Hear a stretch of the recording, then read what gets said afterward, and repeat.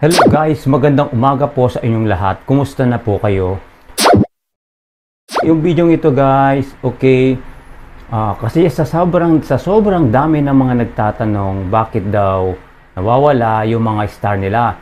So huwag kayong mag-alala guys dahil within 6 months kailangan mapilapan nyo yung payment details sa star.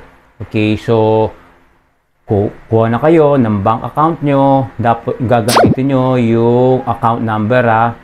Take note guys, huwag kayong palilito dahil dalawa yan.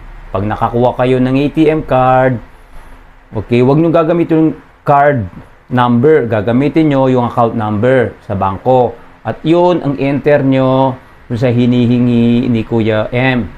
Okay? Ulitin ko, huwag nyo gamitin yung card number, gamitin nyo yung account number.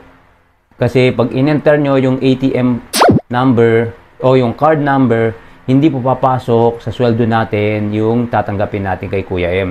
So, yun, malinaw. Malinaw na sa'yo. Okay, account number ng iyong card. Okay, bank account yan. Okay, and then TIN number. Yun ang kailangan mo para matanggap mo yung mga stars. Kasi guys, pag hindi mo napilapan yun, okay, pakunti-konti, hindi mo namamalayan bakit hindi pumapasok yung mga star sa account mo. Kasi nga, hindi ka pa nakapag-fill up ng kailangan. Okay?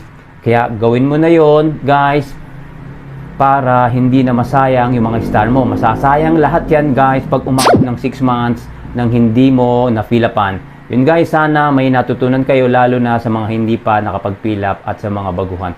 Maraming salamat po and have a nice day. Bye-bye. God bless po.